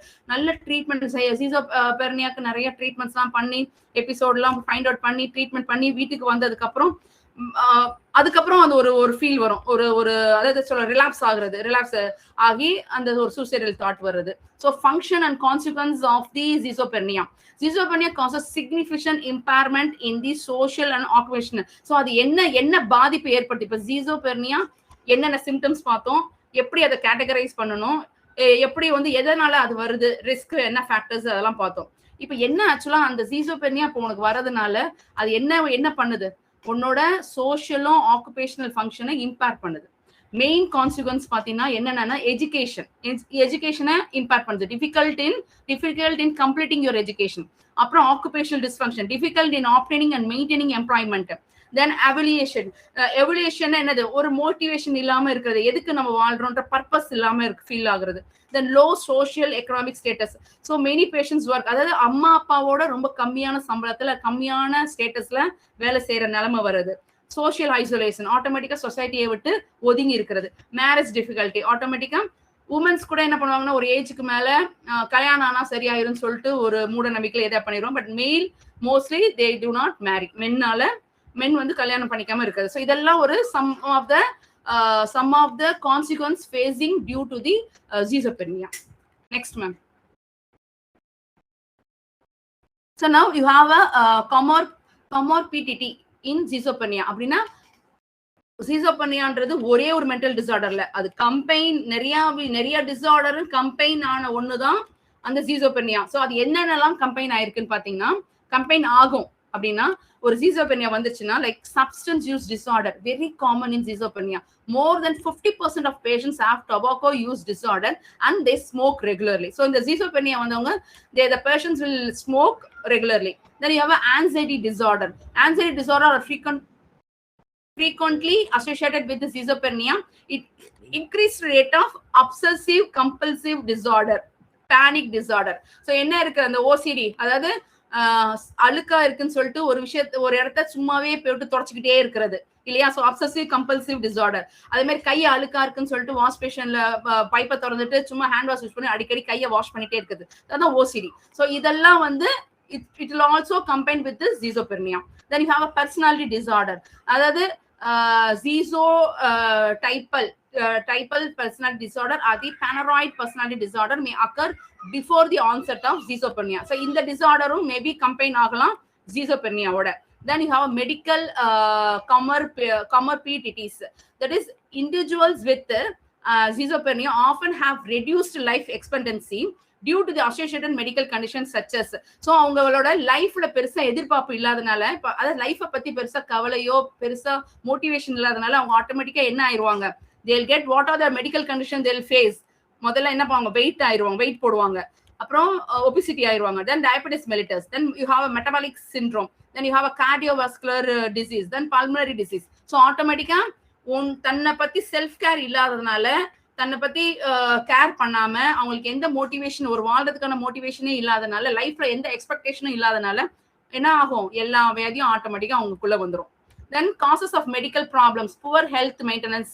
And the poor health maintenance, side effect of medication, smoking, unhealthy lifestyle, and possible shared biological vulnerability. So automatically medical problems நிறையவே rice ஆகும். ஏன்னா அவங்க வந்து தன்னை பத்தியே கவலைப்படாதனால அவங்களோட poor oral hygiene, சரியா பிரஷ் பண்ணாம, சரியா குளிக்காம, ஒரு தோச்ச துணி போடாம, ஒரு நாள் அப்படியே அதே அழுக்கு துணியோட இருக்கிறது, இந்த மாதிரி தன்னை தானே ஒரு புவர் ஹெல்த் மெயின்டைன் பண்றதுனால ஆட்டோமேட்டிக்கா நிறைய ப்ராப்ளம்ஸ் வரும், புவர் ஹெல்த் வரும், ஸ்மோக்கிங், அன்ஹெல்தி லைஃப் ஸ்டைலுக்கு வந்துருவாங்க. So these are some of the, ஒரு ஜீசோபெர்னியா வந்தா இதெல்லாம் கூட வர சில டிசார்டர்ஸ். நெக்ஸ்ட் மேம், நவ் இப்ப ட்ரீட்மெண்ட்டுக்கு வந்துட்டோம். ஸோ என்ன ட்ரீட்மெண்ட், ஜீசோபெர்னியாவை நிறைய கேட்டகரிஸ் பார்த்துறேன். இப்போ இதுக்கு என்ன treatment? Schizophrenia usually requires life long treatment even when symptoms improve. So அதுக்கு வந்து நீ ட்ரீட்மெண்ட் ஆயிடுச்சுன்னு நம்ம நம்பவே முடியாது, எனி டைம் ரிலாப்ஸ் ஆகும். ஸோ அதனால எப்பவுமே அதுக்கு ஒரு லைஃப் டைம் ட்ரீட்மெண்ட் ஸ்டார்ட் பண்ணிட்டோம்னா, first treatment team, the management is guided by the psychiatric and may include psychologist, social worker, psychiatric nurse and case manager. So இவங்க எல்லாத்தையும் இன்க்ளூட் பண்ணி ஒரு டீம் ஒன்று ஃபார்ம் பண்ணுவாங்க ட்ரீட்மெண்ட் ஸ்டார்ட் பண்ணும்போது. Next medication. என்னென்ன medication? Antipsychotic drug or the main treatment. They work mainly by affecting the dopamine neurotransmitter. நான் ஏற்கனவே சொல்லியிருக்கோம், நம்ம லாஸ்ட் செமஸ்டர்ல படிச்சிருக்கோம். Dopamine is the neurotransmitter secretion which helps for your emotion. சரிங்களா? நம்ம வந்து சிரிக்கிறதும் பேசுறதும் அழுகுறதும் எல்லாத்துக்கும் ரொம்ப முக்கியமான செக்ரீஷன் என்னன்னா இந்த டோபமைன். ஸோ இந்த டோபமைன் வந்து நம்ம நியூரோ ரெசெப்டார்ல செக்ரேட் ஆகுறது. ஸோ இந்த செக்ரேட் ஆகிற நியூரோ ரெசெப்டார் டோபமைன் வந்து என்ன ஆகுனா இது வந்து நம்ம ஆன்டி சைக்காட்டிக் ட்ரக்ஸ் கொடுத்து இதை மெயின்டைன் பண்ணணும், இந்த டோபமைன், இந்த இமோஷனல் ஸ்டேட்டஸை ரெகுலேட் பண்றதுக்கு. Next, the goal of medications control the symptom. Use the lowest effective, ரொம்ப கம்மியாக தான் டோஸ் யூஸ் பண்ணணும், ஏன்னா நீ லைஃப் லாங் அந்த மெடிகேஷன் எடுத்துக்க போற. Next, adjacent drugs or the dose if necessary. Other medications sometimes used, anti depression, anti anxiety. Sometimes என்ன பண்ணலாம், anti depression, suppose anti psychotic drug நீ கொடுக்கும்போது you can also give like anti depression, anti anxiety related to their symptoms. அடுத்தது treatment consideration. Improvement may take several weeks. Medication may cause side effect, leading some patients to stop the treatment. Patients who do not take the oral medication regularly may receive a long-acting injectable antipsychotic. And hospitalization required severe cases, safety, stabilization symptom, proper treatment and care. So மொத்தம் 5 பிரிக்கிறாங்க treatment. Number 1 treatment team, சைக்காட்ரிஸ்டோட சைக்காலஜிஸ்டோட செய்யற ஒரு team. Next medication, அதுதான் anti psychotic drug. அடுத்தது என்னன்னா அது எவ்வளவு லாங்கா கொடுக்குறாங்க, அது வந்து ஓரலா கொடுக்கணுமா இன்ஜெக்ஷனா கொடுக்கணுமா, according to the side effect decide பண்ணுவாங்க. Last is the hospitalisation, depending upon the severity they'll whether to be hospitalized or not, they'll decide. Next ma'am. Next you have a second generation antipsychotic. அது இப்ப antipsychotic drug கொடுக்குறாங்கன்னு சொல்லிட்டாங்க இல்லையா, இந்த antipsychotic drugs எதுக்கு கண்டிப்பா கொடுத்தாகணும், ஜீசோபெர்னியா பேஷண்ட்டுக்கு. அப்பதான் இந்த delusion hallucinationலாம் குறைய ஆரம்பிக்கும். ஸோ இது வந்து லாங் பீரியட் ஆஃப் டேர்ம் கொடுக்கணும். ஸோ அப்படி கொடுக்கும்போது இந்த antipsychotic ட்ரக்குக்கு வந்து ரெண்டு இருக்கு, ஒன்னு வந்து செகண்ட் ஜெனரேஷன், இன்னொன்று வந்து first generation antipsychotic.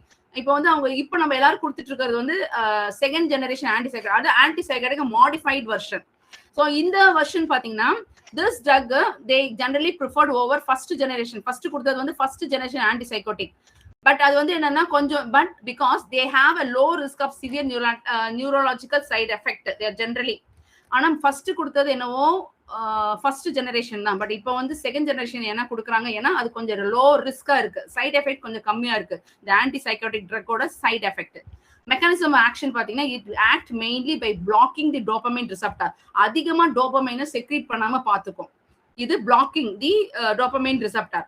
also affects the serotonin. Serotonin also one of the hormone, one of the neurotransmitters helpful for your thought and your thought, memory, and also your emotional in some point. So which helps to reduce the side effect and improves the symptoms. இதோட mechanism என்னென்ன type of second generation anti psychotic drug ஞாபகம் வச்சுக்கணும். இதெல்லாம் சில அந்த anti psychotic ட்ரக்கோட chemical names. I mean your what are the drugs given to the patient பாத்தீங்கன்னா, you have aripiprazole, azathioprine, then you have periprazole, then you have clozapine, then iloperidone, then urocetone, then olazapine, then paliperidone. So இது ஏதாவது ஒரு 5 ஞாபகம் வச்சுக்கலாம். இவ்வளவு நம்ம மனசுல வைக்க கேட்காது.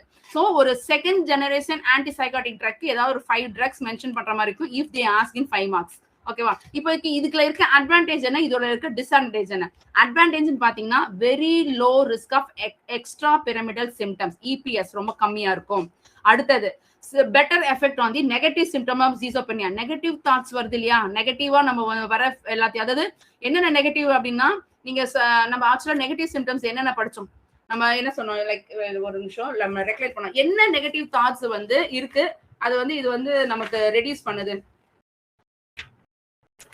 ஸோ நெகட்டிவ் சிம்டம்ஸ் பாத்தீங்கன்னா இமோஷனல் எக்ஸ்பிரஷன், எவோலியூஷன், எலோக்கியா, அதாவது பேச்சு கம்மியாகிறது, ஊக்கம் இல்லாம இருக்கிறது, எமோஷனல் எக்ஸ்பிரஷன் பண்ண தெரியாம இருக்கிறது, இதெல்லாம் நெகட்டிவ் சிம்டம்ஸ். இந்த நெகட்டிவ் சிம்டம்ஸ் இது என்ன பண்ணுமா, இது நல்ல எஃபெக்டா இருக்குமா இந்த செகண்ட் ஜெனரேஷன் ஆன்டிசைகாட்டிக். அப்புறம் இட் இம்ப்ரூவ்ஸ் தி பர்சனோட டாலரன்ஸ். டிஸ்அட்வான்டேஜ் பாத்தீங்கன்னா மே காஸ் வெயிட், கண்டிப்பா இருக்கும் இல்லையா, லாங் டேர்மா ஒரு மெடிகேஷன் கொடுக்கும்போது you will definitely have some side effect. அப்படி பாத்தீங்கன்னா weight gain ஆகுதோ, diabetes ஆவீங்க, then you have a metabolic syndromes இருக்கும் when it has been taken for the long run. Okay, next ma'am. So next பாத்தீங்கன்னா you have a first generation antipsychotic சொன்னேன் இல்லையா. So ரெண்டு type of antipsychotic இருக்கு. இதுதான் நம்ம முதல்ல ஒரு ஸ்கிசோஃப்ரெனியால கொடுத்துட்டு இருந்தது பாத்தீங்கன்னா ஃபர்ஸ்ட் ஜெனரேஷன் ஆன்டிசைகாட்டிக் தான் கொடுத்துட்டு இருந்தாங்க. It's a older drug that is used in the treatment of schizophrenia.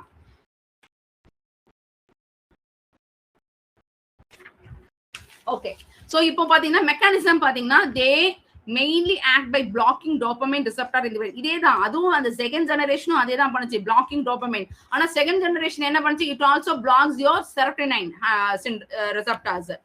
அப்புறம் இதுக்கு என்ன ஏதாவது ஒரு சம் எக்ஸாம்பிள், ஏதாவது ஒரு எக்ஸாம்பிள் வேணும் அப்படின்னா, இப்ப அங்க நிறைய எக்ஸாம்பிள் இருந்த ட்ரக், இதுக்கு என்னென்ன ட்ரக்ஸ் பாத்தீங்கன்னா, you have a chlorpromazine and you have a flupenzazine, then haloperidol and perfenazine. These are some of the first generation antipsychotic psychotic drug. For இதோட side effects, these drugs may cause significant neurological side effect including extrapyramidal syndrome. இந்த extra pyramidal symptom நம்மளோட second generation ஆன்டிசைகாட்டிக்ல இல்ல, ஆனா இங்க அதிகமா இருக்கனாலதான் இந்த drug அவங்க avoid பண்ணிட்டாங்க, ஸ்டாப் பண்ணிட்டு they started giving second generation antipsychotic drug. ஓகேவா? ஆனா இதுக்கும் ஒரு அட்வான்டேஜஸ் இருக்கு. என்ன அட்வான்டேஜ் பாத்தீங்கன்னா, ரொம்ப செகண்ட் ஜெனரேஷன் ஆன்டிசைகாட்டிக் கம்பேர் பண்ணது இது கொஞ்சம் சீப், அது கொஞ்சம் எக்ஸ்பென்சிவ்னா இது அதோட கொஞ்சம் கம்மலிவு. Next generic version is available.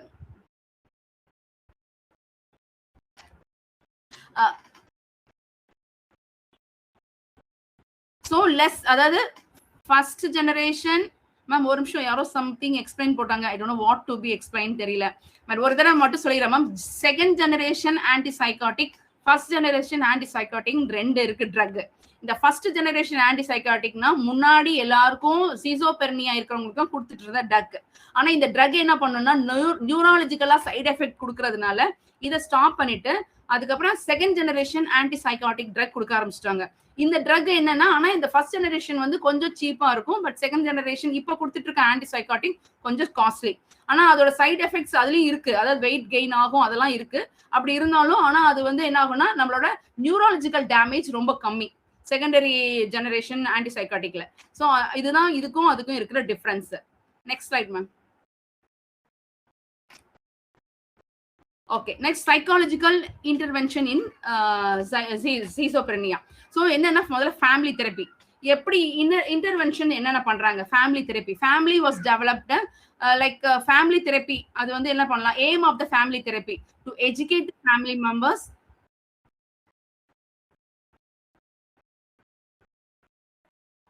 to educate the family. Ma'am, you want me to continue or you want me to continue tomorrow?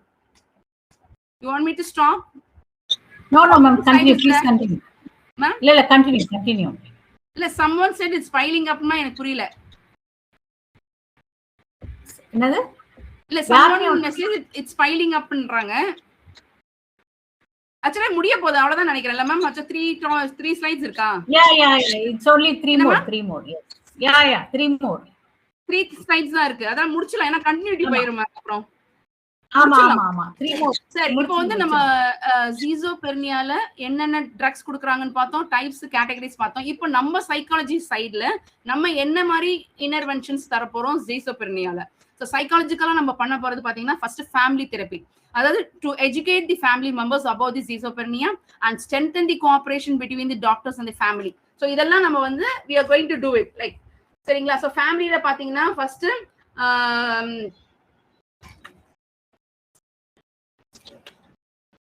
So குடும்பத்துல இருக்கிறவங்களுக்கு குடும்ப உறுப்பினர்களை பற்றி அறிவுரை வழங்குதல். அதாவது strengthen the cooperation between doctors and family, and you have to improve the communications among the family members and teach the stress management. Teach these stress management skills to patients and caregivers. Then you have a weekly method used in the family therapy. Enna method family therapy la use பண்றாங்க. Family தெரப்பியோட motive பார்த்துட்டோம். இப்போ அது என்னென்ன நம்ம எப்படி வந்து அதை method use பண்ண போறோம். ஃபர்ஸ்ட் வந்து வீக்லி ஃபேமிலி மீட்டிங்ஸ் கூப்பிட்டு ப்ராப்ளம்ஸ் என்னன்னு முதல்ல சால்வ் பண்ணணும். Discuss the family and individual goals, resolve the conflicts, identify the stress factors. இது வந்து வீக்லி செய்யறது. நெக்ஸ்ட் பாத்தீங்கன்னா ப்ரிலிமினரி அனாலிசிஸ் பாத்தீங்கன்னா therapist uses interview and observation பண்ணி identify the strength, weakness of the family member, recognise the problem behaviours. So இது வந்து preliminary அனலைசிஸ்ல. Third பாத்தீங்கன்னா இன்ஃபர்மேஷன் டிரான்ஸ்ஃபர். ஸோ அதாவது psycho education, educating the patient and the family. பேஷண்ட்டை மட்டும் educate பண்ணாம ஃபேமிலியும் சேர்த்து எஜுகேட் பண்றது. Nature and cause of the illness explain பண்ணணும். Effect of the drug abuse and role of the stress and guilt, இதெல்லாம் 2 பேருக்குமே எஜுகேட் பண்ணணும். Next communication skill training, teaching the family to listen effectively, express the emotion appropriately and discuss the problem calmly. So முதல்ல ஃபேமிலிக்கு அப்புறம் ஃபேமிலிக்கு teach பண்றது. Additional communication techniques பாத்தீங்கன்னா compromise and negotiations, requesting the time out during the conflict. அதாவது நடுவுல அதாவது சண்டை ரொம்ப பேச்சு ஆர்குமெண்ட் ஜாஸ்தியா போகும்போது ஒரு நடுவுல ஒரு பிரேக் மாதிரி டைம் அவுட் கேட்டு பிரேக் பண்றது. So this method will help to reduce the expressed emotion and prevent the relapse. இது எல்லாமே என்னன்னா ஒரு ஃபேமிலி தெரப்பி கொடுக்குறோம். சைக்காலஜிஸ்ட்னா அந்த ஃபேமிலி தெரப்பி எப்படி என்னென்ன ஸ்டெப்ஸ்ல கொடுக்குறீங்க. Weekly, preliminary, information transfer, communication skill and additional communication techniques. Next ma'am. So cognitive இப்போ நம்மளோடது அந்த காக்னிட்டிவ் பிஹேவியர் சைக்காலஜிஸ்ட் கீழே வர அந்த காக்னிட்டிவ் பிஹேவியரல் தெரப்பி. இந்த தெரப்பி எப்படி வந்து உன்னோட ஸ்கிசோஃப்ரெனியாவை எப்படி வந்து இம்ப்ரூவ் பண்ண போகுது. So it is based on the idea that patient's problem arises from the incorrect belief and expectation. அந்த ஒரு hallucination, அந்த ஒரு delusions இருக்கு இல்லையா, ஒரு unwanted belief. ஸோ அதெல்லாம் நம்ம இந்த cognitive behavioral therapy மூலம் நம்ம ரெக்டிஃபை பண்ண ட்ரை பண்ணலாம். ஓகேவா. ஸோ திஸ் இஸ் லைக் அவங்களோட அந்த mal adaptive தாட்ஸ் எல்லாம் நம்ம ரெகுலேட் பண்ணலாம் இந்த cognitive behavioral therapyயால. Address area addressed in the cognitive behavioral therapy. The cognitive behavioral therapy focus on correcting irrational thinking related to general belief, self-image, belief about what others think, expectation about how others will behave, way of coping with the problem. So முதல்ல address பண்ணணும். முதல்ல எந்த இடத்துல அவங்க எங்க லேக் ஆகுறாங்க, என்ன thinking அவங்க இருக்காங்கன்னு சொல்லிட்டு ஃபர்ஸ்ட் யூ அட்ரஸ். அதுக்கப்புறம் then you give that cognitive behavioral therapy நம்ம செய்யணும். So what is the method? இப்போ you addressed ஒரு ஜெனரல் அவங்களோட இமேஜ், அவங்க பிலீஃப், அவங்க திங்கிங்லாம் வச்சு அட்ரஸ் பண்ணதுக்கு அப்புறம் இப்போ எப்படி method, how you are going to use the cognitive behavioural therapy method. Number 1, first assessment. The therapist encourage the patients to explain the concern by describing the delusion, reflecting on the relationship, explaining goal they hope to achieve from the therapy. So என்ன பண்ணணும், முதல்ல therapist என்ன பண்ணணும், encourage the பேஷண்ட்டை முதல்ல explain பண்ண வைக்கணும்.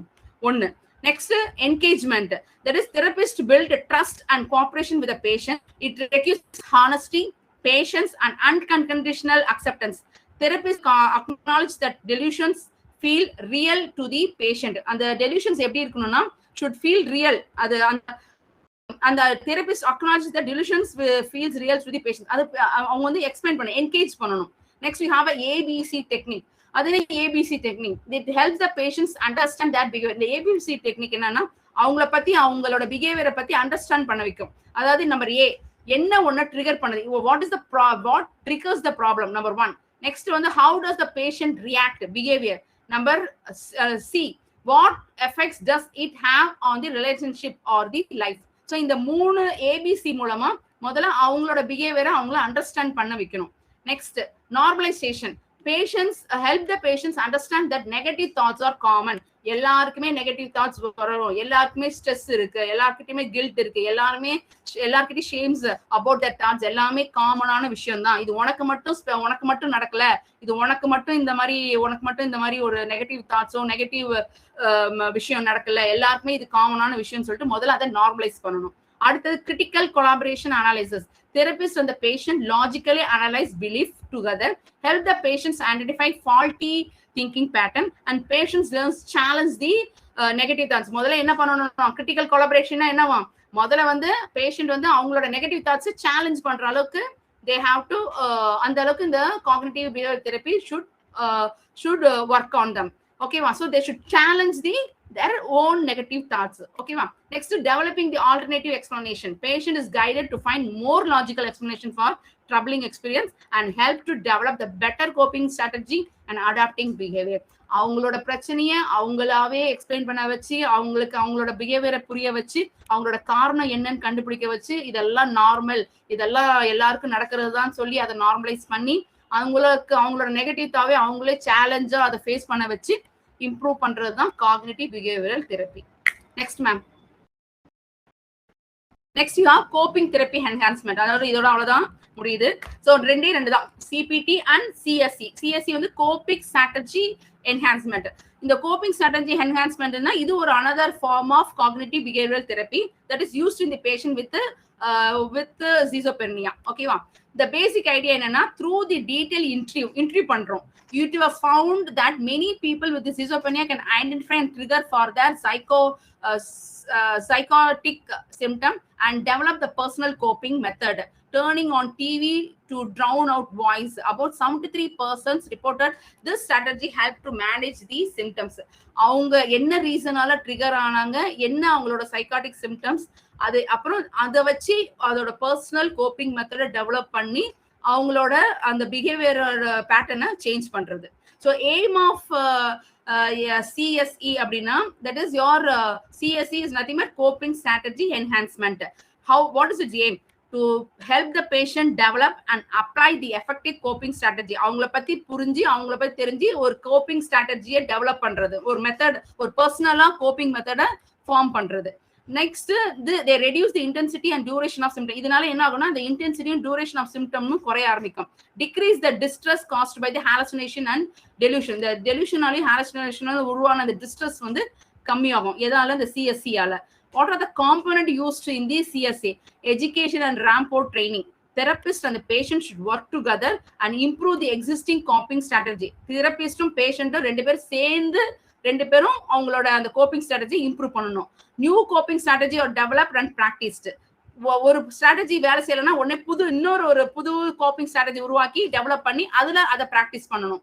Next is symptom targeting. A specific symptom is selected, that is hallucination, and the coping strategy is developed for that symptom, and the strategy is practiced in therapy section. Patient receives homework, task, record, how will this strategy work. So எதாவது என்னன்னா coping strategy enhancement, அவங்கள பத்தி புரிய வச்சு interview பண்ணி trigger என்னன்னு factor கண்டுபிடிச்சு personal coping மெத்தடை ஃபைண்ட் அவுட் பண்ணி அதுக்கு ஏற்ற மாதிரி அந்த கோப்பிங் மெத்தடை ஃபாலோ பண்றது. அப்படி ஃபாலோ பண்ணும்போது அதுக்கு எந்த ரிசல்ட் இல்லைன்னா திருப்பி ஒரு நியூ மெத்தடை ஃபாலோ பண்ணி நியூ மெத்தடை ஸ்ட்ராட்டஜி ஃபார்ம் பண்ணி கோப்பிங் ஸ்ட்ராட்டஜி அதை ஃபாலோ பண்றது, ப்ராக்டிஸ் பண்றது. இது ஒரு வகை அப்படின்னா, இன்னொன்று வந்து ஒரே ஒரு அவங்க நிறைய சிம்டம்ஸ் இருக்கும் இல்லையா schizophreniaல, அதுல ஏதாவது ஒன்றை மட்டும் இப்போ டெலியூஷன் இல்ல ஹாலுசினேஷன் ஏதாவது ஒரு சிம்டம் மட்டும் எடுத்து முதல்ல அந்த சிம்டமை ரெடியூஸ் பண்றதுக்கு ஏத்த மாதிரி தெரப்பி செக்ஷனை வச்சு நிறைய ஹோம்ஒர்க்ஸ் எல்லாம் வீட்டுல போய் பண்ண வச்சு அதுல முதல்ல அந்த சிம்டமை ரெடியூஸ் பண்றதுக்கும் இம்ப்ரூவ் பண்றதுக்கும் லைக் கோப்பிங் ஸ்ட்ராட்டஜி டெவலப் பண்றது. இதெல்லாம் வந்து இதுதான் காம்போனன்ட் ஆஃப் கோப்பிங் ஸ்ட்ராட்டஜி என்ஹான்ஸ்மெண்டோட காம்பனன்ட். இப்போ இந்த சிபிடிக்கும் சிஎஸ்சியோட எஃபெக்டிவ்னஸ் எது பெஸ்ட் அப்படின்னு பார்த்தீங்கன்னா 100% காக்னிட்டிவ் பிஹேவியரல் தெரப்பி தான் பெஸ்ட். என்னன்னா the research finding shows the National Institute for the Health and Care report that CPT can reduce the relapse and hospital readmission. திருப்பியும் ஒரு தடவை ஜீசோபெர்னியா ஆனவங்க இந்த ஹாஸ்பிட்டல்ல போயிட்டு மருந்து மாத்திரை எல்லாம் சாப்பிட்டு ஹாஸ்பிட்டலைஸ் போதும், இனிமே வீட்டுல இருந்தே ட்ரீட்மெண்ட் பண்ணலாம்னு வீட்டுக்கு வந்ததுக்கு அப்புறம் அங்க நடக்கிற என்னது சைக்காலஜிஸ்ட், அங்க நடக்கிற சைக்காலஜிஸ்ட் ட்ரீட்மெண்ட், அவங்க கொடுக்குற அந்த காக்னிட்டிவ் பிஹேவியரல் தெரப்பி அது என்ன ஆகும், இது அவங்க கொடுக்கறதுனால ஆஃப்டர் அந்த ஹாஸ்பிட்டல் விட்டு வந்து கொடுக்கறதுனால திருப்பி அவங்க ஹாஸ்பிட்டல் போக வேண்டிய நிலைமை வராது, திருப்பி அவங்களோட கண்டிஷன் ரிலாப்ஸ் ஆகாது. அதனால சிபிடி வந்து ஆல்வேஸ் பெஸ்ட் எஃபெக்டிவ்னு சொல்றாங்க. ஏன்னா இட் டசன்ட் ரிலாப்ஸ் வந்து அவ்வளவு ஈஸியா நடக்காதான். நெக்ஸ்ட் வந்து and also Nicholas helps reduce. Nicholas என்ன சொல்றாரு அதே தான், இந்த சிபிடி வந்து உன்னோட சிம்டம்ஸை ரெடியூஸ் பண்ணும் அண்ட் நிறைய positive symptoms, especially positive symptoms வந்து நமக்கு நல்லாவே தெரியும் அந்த நம்மளோட சிம்டம்ஸ் ரெடியூஸ் ஆகுறது. Next you have CBT is less useful during acute episode but helpful during recovery. அதாவது காக்னிட்டிவ் பிஹேவியரல் தெரப்பியை அவங்க வந்து நல்ல அக்யூட் எபிசோட்ல, அதாவது அந்த delusion, hallucination, disorientated speech, negative symptoms and disorganised movement அந்த பிஹேவியரல்ல இருக்கும் போது நீ வந்து காக்னிட்டிவ் தெரப்பி பண்ணினா அது waste.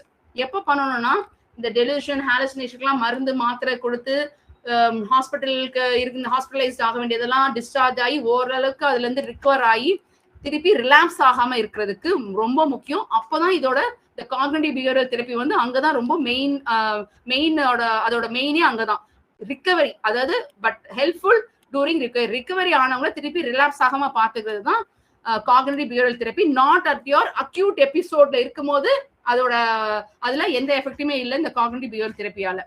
Next, so the cognitive therapy will not work well when is highly அதேதான் சிபிடி வந்து அக்யூட் எபிசோட்ல இருக்கும்போதும் சரி இல்ல ஹைலி டிஸ்ஆர்கனைஸ்டா இருக்கும் போதும் ஒர்க் ஆகாது.